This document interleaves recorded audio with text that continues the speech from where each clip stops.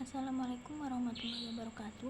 Perkenalkan, nama saya Faridatul Mu'afilah dari kelas Pendidikan Biologi 2D dengan NIM 24080860114. Di sini kita akan menjelaskan sekaligus belajar mengenai jaringan penyokong pada tanaman seledri dan juga tangkai pada daun pisang. Sebaiknya kita mengenal lebih dulu apa itu jaringan penyokong. Jaringan penyokong adalah jaringan pada tumbuhan yang berfungsi menopang dan memberi kekuatan agar tumbuhan dapat berdiri tegak. Jaringan penyokong juga dikenal sebagai jaringan mekanik, jaringan penunjang, atau jaringan penguat. Jaringan penyokong pada tumbuhan terdiri dari jaringan kolenkim dan jaringan sklerenkim. Jaringan kolenkim adalah jaringan yang terdiri dari sel-sel hidup dengan dinding sel yang tebal dan tidak merata. Jaringan ini biasanya ditemukan pada bagian tumbuhan yang masih tumbuh seperti batang muda dan daun muda. Sedangkan jaringan sklerenkim terdiri dari sel-sel mati dengan dinding sel yang sangat tebal dan mengandung lignin. Jaringan ini memberikan dukungan struktural yang kuat pada tumbuhan dan tidak berpartisipasi dalam pertumbuhan setelah matang. Berikut merupakan hasil laporan sementara dari jaringan penyokong. Pada kali ini, praktikan memilih preparat dari batang seledri atau Apium graveolens. Selanjutnya terdapat morfologi pada tanaman seledri. Seledri atau Apium graveolens merupakan tanaman herbal tahunan atau 2 tahunan yang tegak dan tumbuh hingga ketinggian 60-90 cm. Dengan cabang-cabang mencolok yang menghasilkan daun-daun yang tumbuh baik pada tangkai daun yang panjang dan melebar. Akar pada tanaman seledri berwarna putih, menyebar ke samping dan dapat menembus tanah hingga kedalaman 30 cm.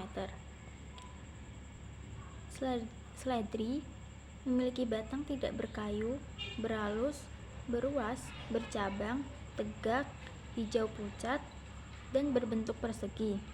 Seledri memiliki daun tipis, bermajemuk, menyirip, berlekuk-lekuk, bertangkai, hijau tua dan berujung runcing.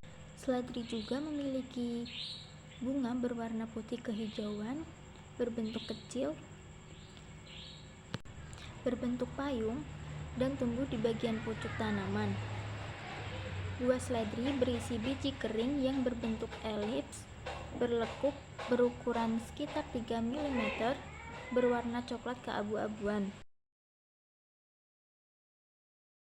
Selanjutnya, terdapat preparat dari batang seledri yang sudah diamati.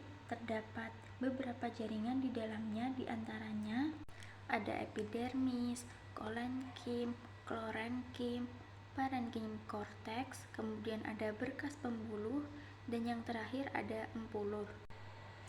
Epidermis pada seledri berfungsi melindungi bagian dalam organ tumbuhan dari kerusakan, infeksi, dan juga kekeringan. Pada tanaman seledri, kolenkim berfungsi untuk memberikan dukungan mekanis dan fleksibilitas pada batang yang sedang tumbuh. Kemudian ada klorenkim. Klorenkim adalah parenkim yang berfungsi sebagai tempat berlangsungnya fotosintesis dan mengandung klorofil. Parenkim korteks pada batang seledri berfungsi untuk menyimpan cadangan makanan, air, dan juga nutrisi. Parenkim juga berperan dalam pertukaran gas dan mengangkut nutrisi ke bagian-bagian tubuh tumbuhan. Berkas pembuluh berfungsi untuk mengangkut air, nutrisi, dan juga zat-zat penting lainnya ke seluruh bagian tanaman. Yang terakhir ada empulur. Empulur berfungsi menyimpan nutrisi pada batang tumbuhan berpembuluh, termasuk juga pada batang seledri. Kemudian ada hasil praktikum dari jaringan sklerenkim pada preparat tangkai daun pisang atau yang nama latinnya Musa paradisiaca. Di sini ada gambar pembanding, ada gambar tangan, dan juga keterangan. Selanjutnya terdapat morfologi pada tangkai daun pisang. Tangkai daun pisang memiliki beberapa fitur morfologi yang khas. Pertama, tangkai daun tidak lurus, tetapi memiliki kelengkungan ventral yang lembut sekitar 0,3 meter -1. Yang kedua, tangkai daun tidak melingkar tetapi berbentuk U pada penampang melintang dengan saluran di permukaan atas dan lamina muncul dari lengan atas U. Yang ketiga, lamina tidak tertahan rata dari tangkai daun oleh urat-urat tebal seperti penopang pada kebanyakan dikotil.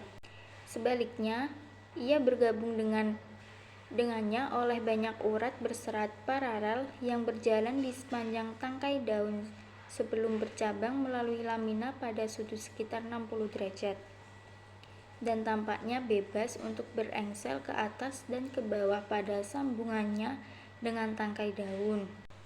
Dari hasil preparat yang sudah diamati, terdapat beberapa jaringan di dalamnya pada tangkai daun pisang. Di antaranya ada sklerenkim, sel parenkim, xilem, airenkim, epidermis, dan juga phloem. Jaringan sklerenkim pada tangkai daun pisang berfungsi untuk menguatkan dan menyokong daun pisang. Sedangkan sel parenkim pada daun pisang berfungsi untuk fotosintesis, menyimpan nutrisi, dan juga pertukaran gas. Xilem pada tangkai daun pisang berfungsi mengangkut air dan mineral dari akar ke daun. Xilem adalah jaringan pengangkut yang kompleks dan vital pada tumbuhan berpembuluh. Kemudian ada epidermis. Epidermis berfungsi melindungi jaringan di bawahnya dari kerusakan dan kekeringan. Epidermis pada daun pisang dilapisi lapisan lilin yang bersifat kedap air. Kemudian yang terakhir ada phloem.